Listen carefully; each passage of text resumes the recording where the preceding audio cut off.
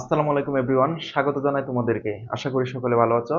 আজকে তোমাদের সাথে কথা বলবো তোমাদের পদার্থবিজ্ঞানের তরঙ্গ শব্দ এই চ্যাপ্টারের দুটি মোস্ট ইম্পর্টেন্ট টপিক, পর্যাবৃত্ত গতি এবং হচ্ছে সরল চন্দিত স্পন্দন গতি। এই দুইটা টপিক নিয়ে আজকে তোমাদের সাথে আলোচনা করব। সো চলো আজকের ক্লাসটা আমরা শুরু করি। শুরুতে আমরা দেখবো হচ্ছে পর্যাবৃত্ত গতি কি। পর্যাবৃত্ত গতির আমরা যদি একটু সংজ্ঞাটা দেখি, সংজ্ঞাটা হচ্ছে যে কোনো গতিশীল বস্তুকণার গতি যদি এমন হয় যে একটি নির্দিষ্ট বিন্দুকে কেন্দ্র করে একটি নির্দিষ্ট সময় পর পর একই দিক থেকে অতিক্রম করে, তাহলে সেই ধরনের গতিকে বলা হয় পর্যাবৃত্ত গতি। তাহলে দেখো, এই পর্যাবৃত্ত গতির মেন পয়েন্ট গুলা কি কি, যে কোনো গতিশীল বস্তুকণার গতি, কোনো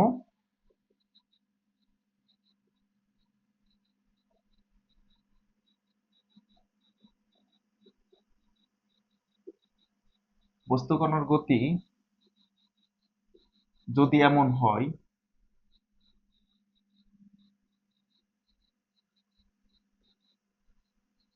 যে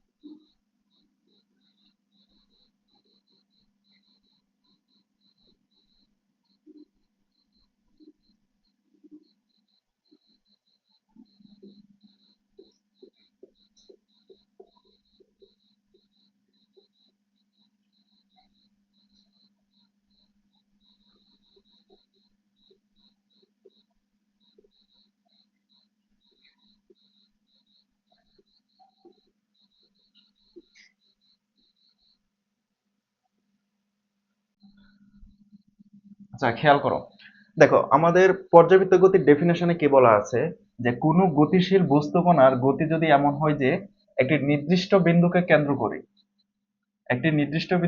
করে নির্দিষ্ট সময় পর পর একই দিক থেকে বারবার অতিক্রম করে।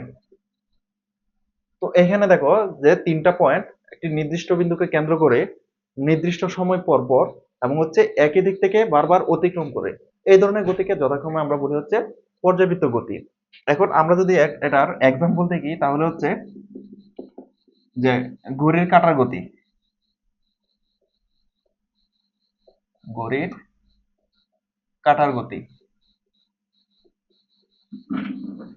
এটার এক্সাম্পল হচ্ছে ঘড়ির কাঁটার গতি এক ধরনের পর্যাবৃত্ত গতি।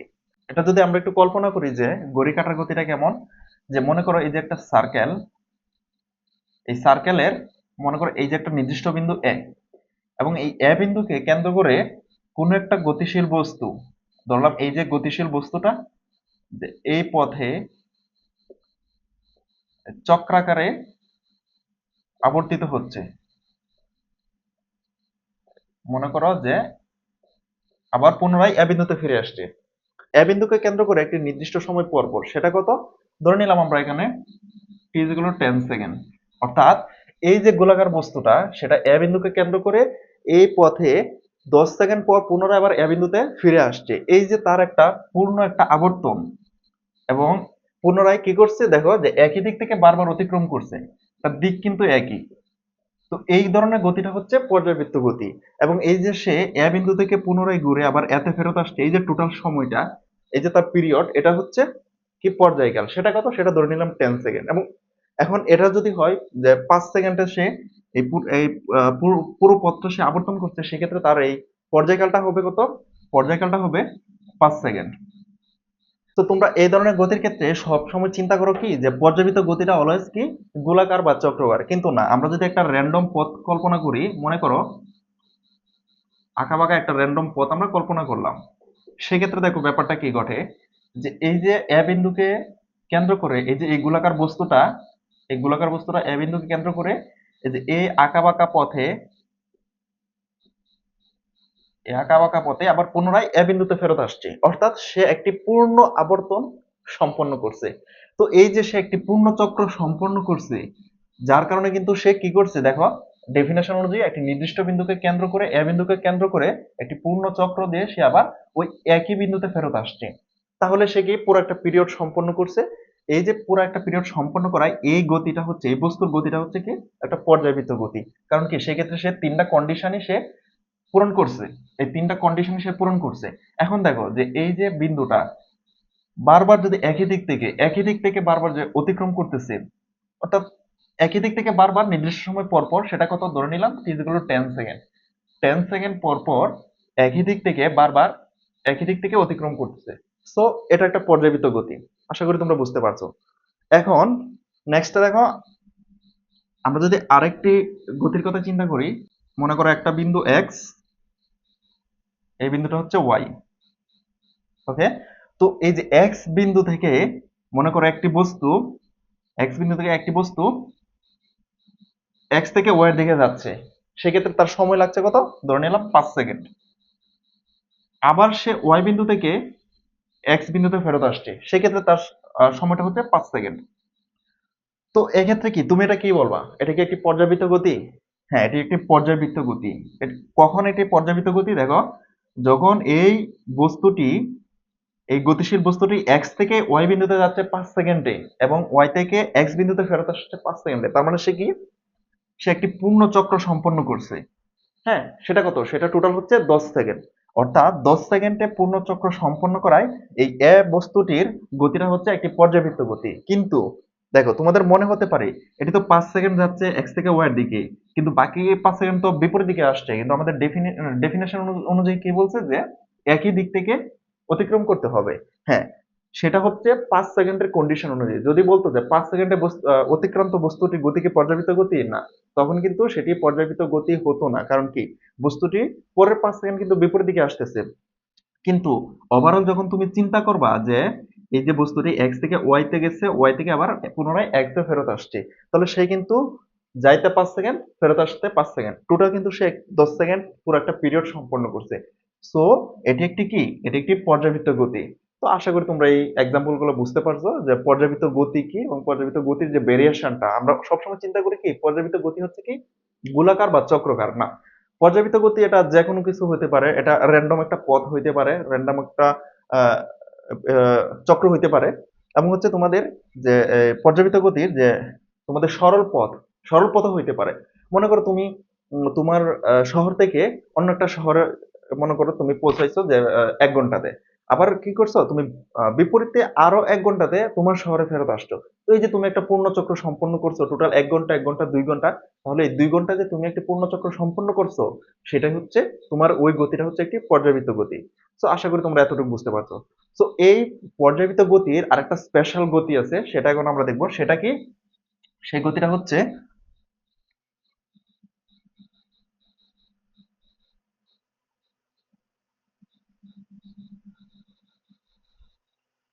আচ্ছা, এই পর্যাবৃত্ত গতির একটি স্পেশাল গতি হচ্ছে স্পন্দন গতি। কি, সেটা হচ্ছে স্পন্দন গতি।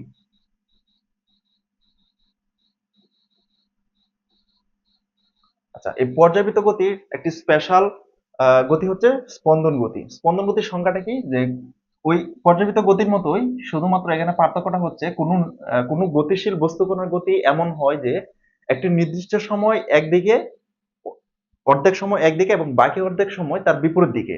অর্থাৎ ঘটনাটা কি ঘটে, মনে করো এই যে একটা বস্তু,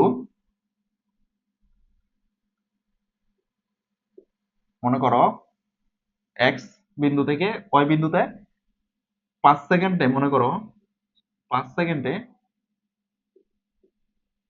ওয়াই বিন্দুতে পৌঁছালো। তো এই যে এক্স থেকে 5 সেকেন্ডে ওয়াই বিন্দুতে পৌঁছালো এবং পরবর্তী 5 সেকেন্ডে এক্স বিন্দুতে পৌঁছালো, তাহলে এখানে ঘটনাটা কি ঘটলো, টোটাল 10 সেকেন্ড। এই গতিটা একটা পর্যাবৃত্ত গতি। কিন্তু পর্যাবৃত্ত গতির মধ্যেও এটা হচ্ছে আবার স্পেশাল। সেটা কি, সেটা হচ্ছে স্পন্দন গতি। দেখো, এখানে টোটাল সময়টা হচ্ছে 10 সেকেন্ড। এই 10 সেকেন্ডের অর্ধেক সময় সে একটা নির্দিষ্ট দিকে অতিক্রান্ত হয়েছে, কিন্তু পরবর্তী অর্ধেক সময় দেখো সে বিপরীত দিকে আসছে। তাহলে এটাই ডেফিনেশনে বলা আছে স্পন্দন গতি, যে কোনো গতিশীল বস্তুকণার গতি যদি এমন হয় যে অর্ধেক সময় কোনো এক নির্দিষ্ট দিকে এবং বাকি অর্ধেক সময় ঠিক তার বিপরীত দিকে অতিক্রম করে, তাহলে সেটা কি? সেটা হচ্ছে স্পন্দন গতি।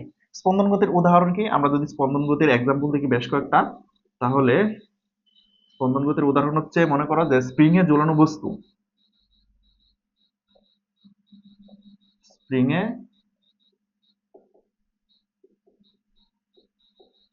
স্প্রিং এ ঝুলানো বস্তু, এরপর মনে করো যে দোলনা, এগুলো হচ্ছে মোটামুটি স্পন্দন গতির উদাহরণ। তো আশা করি পর্যাবৃত্ত গতির যে একটা স্পেশাল গতি স্পন্দন গতি, সেটা তোমরা বুঝতে পারছো। এখন দেখো এই স্পন্দন গতিরও কিন্তু আরেকটা স্পেশাল ভার্সন আছে, সেটা কি? সেটা হচ্ছে সরল স্পন্দন গতি, যেটাকে বলা হয় সরল স্পন্দন গতি। আচ্ছা, এই স্পন্দন গতির একটা স্পেশাল ভার্সন হলো সরল স্পন্দন গতি,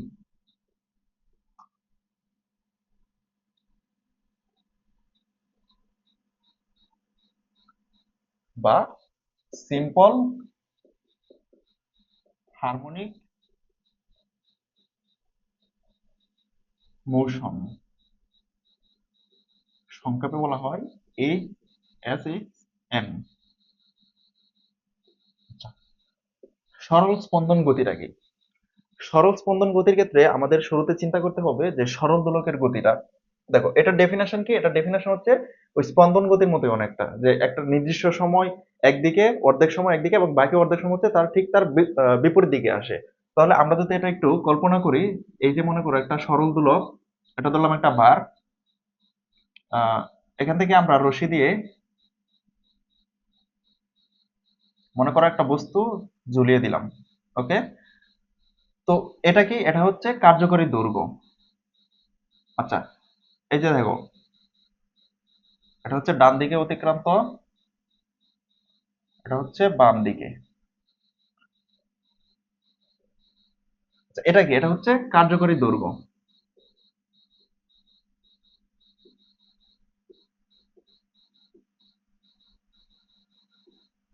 কার্যকরী দৈর্ঘ্য। এখন দেখো, একটি আদর্শ সরল দোলকের বৈশিষ্ট্য কি কি? একটি আদর্শ সরল দোলকের বৈশিষ্ট্য হচ্ছে এই যে কার্যকরী দৈর্ঘ্যটা, সেটা হবে তোমার অপ্রসারণশীল। কার্যকরী দৈর্ঘ্যটা হবে, এই সুতাটা হবে অপ্রসারণশীল, এবং এটা ভর হবে নগণ্য। ঠিক আছে? আচ্ছা, এবং এই কার্যকরী দৈর্ঘ্যের বা এই সুতার মাথায় যে বব, সরল দোলকে যে বস্তুটা ঝোলানো হয়, সেটাকে মূলত বব বলা হয়। তো এই ববের ভর হবে খুবই নগণ্য এবং আয়তন হবে একদম অল্প, যেটাকে বলা যায় যে আয়তনবিহীন। তো প্রকৃতিতে তো আসলে সরল দোলক এভাবে এক্সিস্ট করে না, যে আদর্শ সরল দোলক, তবু আমরা এটা কল্পনা করে নিই যে এই ববটা হচ্ছে আয়তনহীন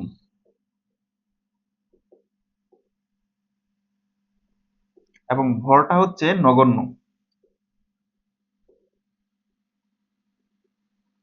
ওটা হচ্ছে নগণ্য। এখন দেখো এই যে কার্যকরী দৈর্ঘ্য, এটাকে প্রকাশ করা হয় এল দিয়ে। কার্যকরী দৈর্ঘ্য এল ইজ ইকুয়াল টু কি হবে? সুতার দৈর্ঘ্য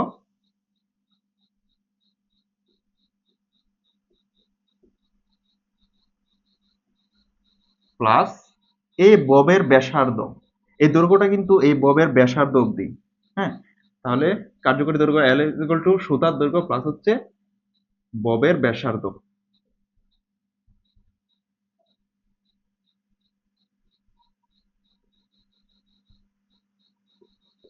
এল প্লাস আর। আচ্ছা, এখন দেখো এই সরল দোলকের তোমাদের বইয়ের ইকুয়েশনটা কি? ইকুয়েশনটা হচ্ছে T is equal to 2 pi root over L by G. এখানে এলটা হচ্ছে কার্যকরী দৈর্ঘ্য, জিটা হচ্ছে অভিকর্ষ ত্বরণ। কিন্তু এই যে ববের ভর এম, এই এমটা কিন্তু ইকুয়েশনের নেই। তার মানে বুঝতে পারছো যে এই ভবের বরের কোনো প্রভাব সরল দোলকে নেই। এই পর্যায়কালের উপর বর নির্ভরশীল না, অর্থাৎ বরের উপর পর্যায়কাল নির্ভরশীল না। এখানে যেহেতু ইকুয়েশনে এল এবং অভিকর্ষ ত্বরণ আছে, তার মানে এই সরল দোলকের যে পর্যায়কালটা, সেটা কখন ভিন্ন ভিন্ন হবে? যখন হচ্ছে কার্যকরী দৈর্ঘ্যের পার্থক্য হবে বা অভিকর্ষ ত্বরণের পার্থক্য হবে, সেক্ষেত্রে হচ্ছে এই পর্যায়কালটা ভিন্ন ভিন্ন আসবে। তাহলে এই ইকুয়েশন থেকে আমরা বুঝতে পারছি, দেখো যে এই টি এর সাথে কার্যকরী দৈর্ঘ্য সমানুপাতিক টি ভেরিসেস এল, অর্থাৎ এল বাড়লে টি বাড়ে, এবং টি এর সাথে অভিকর্ষ ত্বরণের সম্পর্ক হচ্ছে ব্যস্তানুপাতিক টি ভ্যারিসেস 1/g। তাহলে এ থেকে আমরা কাউন্ট করতে পারি, দেখো যে যখন এই সরল দোলকের কার্যকরী দৈর্ঘ্য আমরা বাড়াবো, কার্যকরী দৈর্ঘ্য যখন হচ্ছে আমরা মনে করো বাড়াবো, বাড়িয়ে মনে করো যে আমরা এই অবধি আনলাম, সেক্ষেত্রে এল বাড়লে কি হবে, টি বাড়ে। টি বাড়া মানে কি, পর্যায়কাল বাড়া। পর্যায়কাল বাড়া মানে কি, এই যে সরল দোলকটা টেনে মনে করো এইখান থেকে আমি ছেড়ে দিলাম, তাহলে সে যত সময় বাড়বে তার সময় তত বেশি লাগতেছে, তার মানে এই সরল দোলকের গতি তত কম।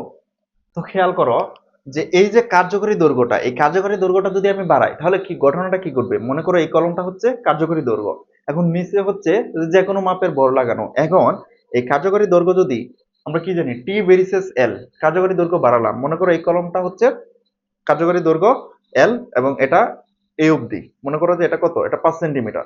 এখন দেখো এইখান থেকে আমি উঠিয়ে ছেড়ে দিলাম, তাহলে যে স্পিডে ঘুরতেছে, কার্যকরী দৈর্ঘ্য যদি বাড়িয়ে দিই তাহলে টি বাড়বে, তার মানে এই যে পর্যায়কালটা বাড়বে, মানে ধীরে ধীরে ধীরে ধীরে শুরু থেকে শেষ অবধি এবং শেষ থেকে শুরু অবধি পৌঁছাবে।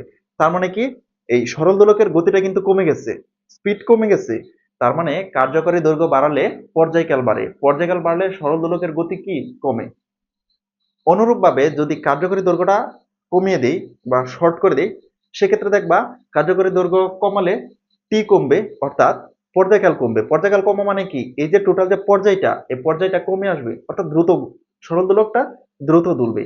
তো এটাই হচ্ছে মূলত পার্থক্য, যে কার্যকরী দৈর্ঘ্য বাড়ালে পর্যায়কাল বাড়ে, অর্থাৎ সরল দোলকটা দ্রুত চলে, সরল দোলকটা ধীরে চলে।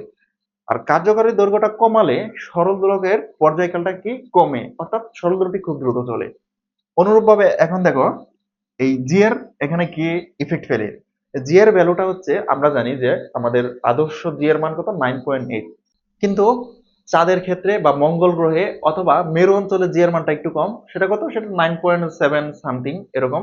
তো মেরু অঞ্চলে জি এর মানটা কিন্তু আরেকটু কম, আমাদের যে স্ট্যান্ডার্ড জি এর মান 9.8, এটা চাইতে কিন্তু মেরু অঞ্চলের জি এর মানটা কম।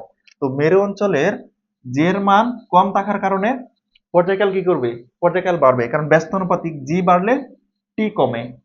কিন্তু যেহেতু আমাদের স্ট্যান্ডার্ড জি এর মান কত, 9.8, এটার চাইতে এটা বেশি, তাহলে জি এর মান এখানে কমছে বিদায় পর্যায়কাল বাড়তেছে। মেরু অঞ্চলে যদি আমরা একটা সরল দোলক নিয়ে যাই, তাহলে সেই সরল দোলকটা পর্যায়কাল কি করবে, বাড়তেছে। পর্যায়কাল বাড়তেছে মানে সরল দোলকটা ধীরে চলতেছে, পর্যায়কাল বাড়তেছে মানে সরল দোলকটা ধীরে চলতেছে। তো এটা হচ্ছে পার্থক্য। তো এই ইকুয়েশনে, এই সরল দোলকের পর্যায়কালের ইকুয়েশনে টি ভার্সেস 2 পাই √L/g, এই ইকুয়েশনে তোমরা বুঝতে পারছো যে কার্যকরী দৈর্ঘ্যের প্রভাব এবং হচ্ছে অভিকর্ষ ত্বরণের প্রভাব। এখন দেখো যে তোমাদের মনে কোয়েশ্চেন আসতে পারে যে এই যে সরল দোলকে আমি একটা বব ঝুলিয়ে দিছি, অর্থাৎ একটা বার, একটা ওজন ঝুলিয়ে দিছি, তো এই ওজনের প্রভাবটা কি। আলটিমেটলি সরল দোলকে ওজনের কোনো প্রভাব নেই। তোমরা এটা একটা রিয়েল লাইফ এক্সপেরিমেন্ট করতে পারো, যে তোমরা একটা কাঠিতে একটা সুতা বেঁধে মনে করো এখানে 10 গ্রাম বরের একটা পাথর ঝুলিয়ে দিছো। তো 10 গ্রাম বরের পাথর ঝুলানোর পর এই পাথরটাকে তোমরা মনে করো যে একটা নির্দিষ্ট দূরত্ব অব্দি নিয়ে ছেড়ে দিলা। পরবর্তীতে এই একই সরল দোলকে 10 গ্রামের পরিবর্তে তোমরা 1 কেজি ওজনের একটা পাথর ঝুলাই দিলা, অর্থাৎ 990 গ্রাম ওজন বাড়ায় দিলা। সেক্ষেত্রে দেখবা কিন্তু তোমাদের পর্যায়কালের কোনো পার্থক্য নেই। তোমাদের 10 গ্রামের ক্ষেত্রে টি এর যে মান, 1 কেজি ভর ঝুলানোর পরেও টি এর মান সেম। অর্থাৎ এই কার্যকরী দৈর্ঘ্যের মাঝে ঝুলন্ত যে বস্তুটির ভর, সেটা কিন্তু এই সরল দোলকের পর্যায়কালের উপর কোনো প্রভাব ফেলে না। সেটা 10 গ্রাম হলেও যা পর্যায়কাল আসবে, 1 কেজি হলেও ঠিক একই পর্যায়কাল আসবে। এটা তোমরা এক্সপেরিমেন্ট করে দেখতে পারো। তো আশা করি তোমরা সরল দোলকে এটা বুঝতে পারছো। এটা যদি আমি একটা চার্ট করে দিই, এরকম যে মনে করো কার্যকরী দৈর্ঘ্য উপর দিকে, অর্থাৎ কার্যকরী দৈর্ঘ্য বাড়লে পর্যায়কাল কি হবে, পর্যায়কাল বাড়বে। তাহলে সরল দোলকের গতি কি, সরল দোলকের গতি কমবে। আবার এল যদি কমে, টি কমবে। টি যদি কমে, সরল দোলকের গতি কি বাড়বে। অনুরূপভাবে অভিকর্ষ ত্বরণ যদি আমরা বাড়াই, অর্থাৎ আমরা যদি এই আমাদের ভূপৃষ্ঠে যে সরল দোলকের যে অভিকর্ষ মান, সেক্ষেত্রে জি বাড়লে কি হবে, পর্যায়কাল কমবে। অর্থাৎ পর্যায়কাল যদি কমে, সরল দোলকের গতি কিন্তু বাড়বে। এবং জি যদি কমাই, অর্থাৎ মেরু অঞ্চলে নিয়ে যাই, সেক্ষেত্রে কিন্তু টি বাড়বে। টি যদি বাড়ে, তাহলে ঘটনা কি ঘটবে, সরল দোলকের গতি কমবে। তো আশা করি তোমরা এগুলো বুঝতে পারছো। এগুলো তোমাদের হচ্ছে এমসিকিউ তে আসে, যে মনে করো পৃথিবীতে থাকা একটি সরল দোলকের পর্যায়কাল, ওই একই পর্যায়কাল যখন হচ্ছে পাহাড়ের উচ্চতায় বা মেরু অঞ্চলে নিয়ে যাওয়া হয়, অথবা মনে করো যে চাঁদের পৃষ্ঠে নেওয়া হয়, সেক্ষেত্রে পর্যায়কাল কি হবে, বাড়বে না কমবে। তোমাদের এই ধরনের এমসিকিউ আসতে পারে। তো তোমরা জাস্ট এই কনসেপ্টটা মনে রাখবা যে টি এর সাথে এল এর সম্পর্ক কি সমানুপাতিক, এবং টি এর সাথে জি এর সম্পর্ক হচ্ছে ব্যস্তানুপাতিক। তো আশা করি তোমরা এই পর্যাবৃত্ত গতি, স্পেশাল গতি, স্পন্দন গতি, স্পন্দন গতির একটি স্পেশাল গতি হচ্ছে সরল স্পন্দন গতি, সরি এটা হবে সরল ছন্দিত গতি। সরল ছন্দিত গতি, যার এক্সাম্পল হচ্ছে এই যে সরল দোলক দিয়ে। এবং এই সরল ছন্দিত গতির আরেকটা ভার্সন আছে, সেটা হচ্ছে স্প্রিং মাস সিস্টেম। অর্থাৎ যে স্প্রিং দিয়ে যে গতিটা হয়, মনে করো স্প্রিং মাস সিস্টেম,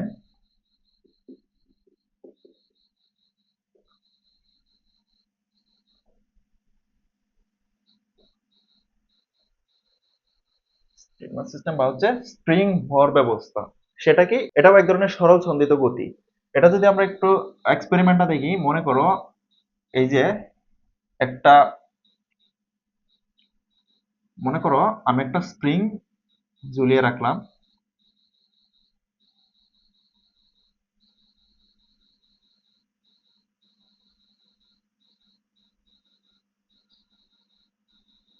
আচ্ছা, এই যে দেখো, এই স্প্রিং এ আমি কিন্তু কোনো ভর অ্যাড করি নাই। কোনো ভর অ্যাড না করাতে এটা তার হচ্ছে স্বাভাবিক অবস্থায় আছে, অর্থাৎ সংকুচিত অবস্থায় আছে। এখন দেখো, এটাতে যদি আমি ভর অ্যাড করি, তাহলে ঘটনাটা কি ঘটবে।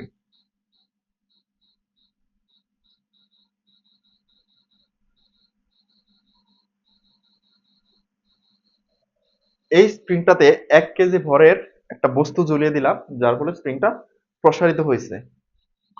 এখন খেয়াল করো, স্প্রিং এর ক্ষেত্রে আমরা ইকুয়েশনটা কি জানি, যে T is equal to 2 pi root over M by K.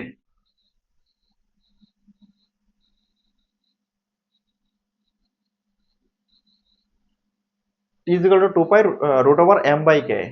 Spring এর ক্ষেত্রে বস্তুর এই স্প্রিংটির পর্যায়কাল বস্তুর ভরের উপর, অর্থাৎ এই জ্বলন্ত ভরের উপর নির্ভরশীল, এবং হচ্ছে স্প্রিং ধ্রুবক। স্প্রিং ধ্রুবকটা কি, স্প্রিং ধ্রুবকটা মানে কে হচ্ছে একটা কনস্ট্যান্ট। এই কে এর মানেটা হচ্ছে যে স্প্রিংটা কতটুকু আসলে শক্তিশালী, এই স্প্রিংটা কতটুকু মোটা। যে স্প্রিং যত মোটা, যে স্প্রিং যত ঘন, সেই স্প্রিং এর কে এর মান তত বেশি। এখানে দেখো কে এর মানটা কি, কেটা হচ্ছে স্প্রিং ধ্রুবক বা স্প্রিং কনস্ট্যান্ট, যেটা মনে করলাম ভ্যালু হচ্ছে 10 মিটার পার সেকেন্ড। এই কথাটার মানে হচ্ছে যে এই স্প্রিংটিকে 1 মিটার প্রসারণ করতে আমার 10 নিউটন বল প্রয়োগ করতে হবে, এবং পরবর্তী আরো 1 মিটার প্রসারণ করতে আমাকে 20 নিউটন বল প্রয়োগ করতে হবে, অর্থাৎ আরো বেশি ফোর্স দিতে হবে। এবং মনে করো যেটা আমি 3 মিটার প্রসারণ করতে চাইছি, সেক্ষেত্রে আমার কি করতে হবে, 10 নিউটন বল প্রয়োগ করলে হবে না, সেক্ষেত্রে আমার 30 নিউটন আমার বল প্রয়োগ করতে হবে।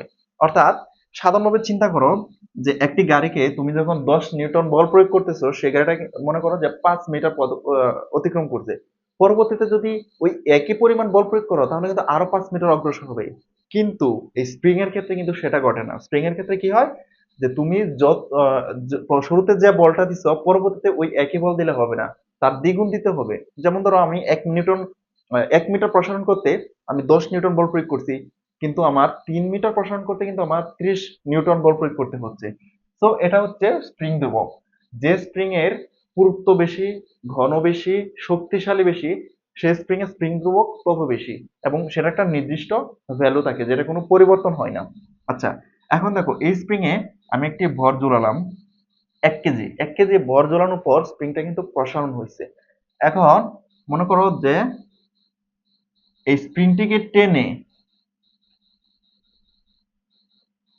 টেনে এই জায়গায় আনা হলো, টেনে এই জায়গায় আনার পর এখান থেকে মনে করো ছেড়ে দিলাম, ছেড়ে দিলে এটা কি হবে, আন্দোলিত হবে, উপর নিচ করতে থাকবে।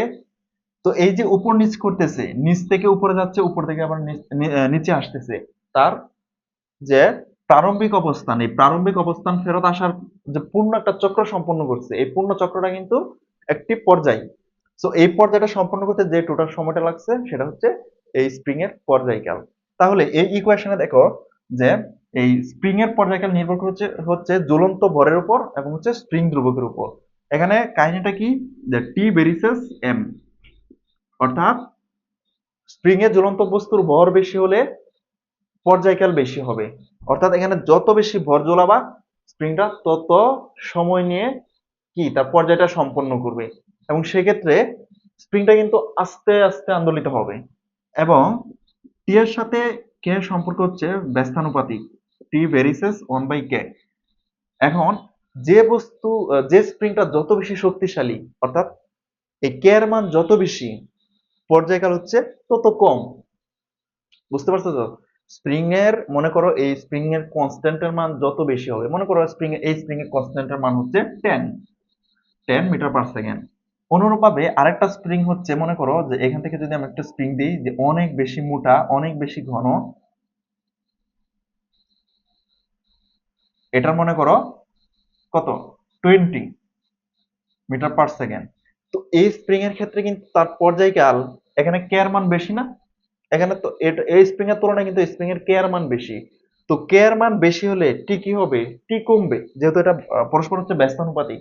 কে বাড়লে, কে এর মান বাড়লে পর্যায়কাল কমবে। তো পর্যায়কাল কমা মানে কি, স্প্রিংটা তত দ্রুত মুভ করবে, স্প্রিং এর যে মোশনটা হবে সেটা খুব দ্রুত হবে, পর্যায়কাল কমবে। তোমাদেরকে আরেকটু ক্লিয়ার করি যে এই যে স্প্রিংটা এখানে মনে করো এই স্প্রিং এর কে এর মান 10, সেক্ষেত্রে স্প্রিংটা মনে করো পূর্ণ একটা আবর্তন বা পূর্ণ একটা চক্র সম্পন্ন করতে তার মনে করো যে 15 সেকেন্ড লাগছে। যখন এই কে এর মানটা আমি বাড়িয়ে 50 মিটার পার সেকেন্ড দিলাম, তার মানে কি স্প্রিং এর স্প্রিং ধ্রুবকটা বেশি, তার মানে স্প্রিংটা অনেক বেশি শক্তিশালী, অনেক বেশি ঘন, অনেক বেশি মোটা। সেই ক্ষেত্রে তার পর্যায়কালটা কিন্তু কমে আসবে, অর্থাৎ সে খুব দ্রুত আন্দোলিত হবে, তার মুভমেন্টটা খুব দ্রুত হবে। সেক্ষেত্রে স্প্রিং এর গতি কি বাড়ছে, স্প্রিং এর গতি বর্ধন হয়েছে। তো এই কথাটা মানে হচ্ছে এটাই যে কে এর মান বাড়লে, অর্থাৎ স্প্রিং ধ্রুবকের মান বাড়লে স্প্রিং এর পর্যায়কাল কমে, পর্যায়কাল কমা মানে কি স্প্রিং এর আন্দোলনটা দ্রুত গতিতে হয়।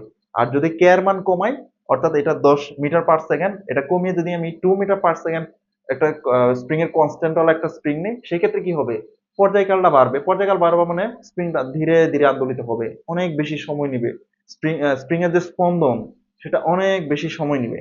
সো এই স্প্রিং ধ্রুবকের ক্ষেত্রে, এই ইকুয়েশনের ক্ষেত্রে যে টি ভেরিসেস T is equal to 2 pi root over m/k, সেক্ষেত্রে তোমরা মনে রাখবা টি এর সাথে ভরের সম্পর্ক হচ্ছে সমানুপাতিক, ভর বাড়লে টি বাড়ে, টি বাড়লে স্পিনের গতি কমে। আর যদি স্প্রিং ধ্রুবকের মান বাড়ে, ব্যস্তানুপাতিক, মান বাড়ে, টি এর মান কমবে, তার মানে স্প্রিংটা খুব দ্রুত গতিতে আন্দোলিত হবে। তো মোটামুটি এই হচ্ছে স্প্রিং এর যে ইকুয়েশনের সাথে সম্পর্ক। এখন তোমরা ভাবতে পারো যে এখানে এই স্প্রিং এর, এই একই স্প্রিং এর মাঝে মনে করো যে 20 কেজি বড় ওজন মনে করো যে ঝুলিয়ে দেওয়া হলো। তো তোমরা ভাবতে পারো যে এই স্প্রিংটা অল্প টেনে ছেড়ে দেওয়ার ফলে যে আন্দোলিত হবে এবং বেশি টেনে ছেড়ে দেওয়ার পর যে আন্দোলিত হবে, দুইটা এক হবে কিনা। হ্যাঁ, দুইটা অলওয়েজ এক হবে। কারণ কি, এখানে কিন্তু এরকম কোনো উল্লেখ করা নাই যে এই স্প্রিং এর কার্যকরী দৈর্ঘ্য বা স্প্রিংটা বেশি টানার ফলে, হ্যাঁ বেশি টানার ফলে যে বেশি মুভমেন্ট করবে, এরকম কোনো কিছু না। এর মুভমেন্টটা নির্ভর করবে হচ্ছে ভরের উপর এবং হচ্ছে স্প্রিং ধ্রুবকের উপর। তো এই স্প্রিংটার মাঝে 1 কেজির বদলে যদি আমরা এখানে এখানে যদি 1 কেজির বদলে আমরা 20 কেজি একটি পাথর ঝুলিয়ে দিই, সেক্ষেত্রে স্প্রিং এর কিন্তু পর্যায়কাল একই থাকবে। সেটা যত সরি 20 কেজি ঝুলিয়ে দিলে কিন্তু পর্যায়কাল পরিবর্তন হবে, কারণ কি বর পরিবর্তন করছি। কিন্তু এই জায়গা থেকে স্প্রিংটা ছেড়ে দিলে যতটুকু পর্যায়কাল হবে, স্প্রিংটাকে টেনে আরো বেশি এখান থেকে ছেড়ে দিলেও সেম পর্যায়কাল হবে। বেশি টেনে ছেড়ে দিলে একটু দ্রুত আর কি মুভমেন্টটা করবে, অর্থাৎ আলটিমেটলি পর্যায়কালটা সেমই থাকবে। অর্থাৎ স্প্রিং কত বেশি তুমি টানলা, কত বেশি টেনে তুমি ছেড়ে দিলা, সেটার উপর পর্যায়কাল নির্ভর করে না। স্প্রিং এর ক্ষেত্রে পর্যায়কাল নির্ভর করে স্প্রিং এ ঝোলানো ভরের উপর এবং হচ্ছে স্প্রিং ধ্রুবক কে এর উপর। এই কেটা করতে গিয়ে আসলো, এই যে মনে করো তোমরা তোমাদের কাজ ক্ষমতা শক্তি লেসনে পড়েছো যে F is equal to minus K x. এখানে এফটা কি? এফটা হচ্ছে বল, ফোর্স। তুমি যে ফোর্সটা প্রয়োগ করছো এখানে, এখানে এক্সটা কি? এক্সটা হচ্ছে ডিস্টেন্স।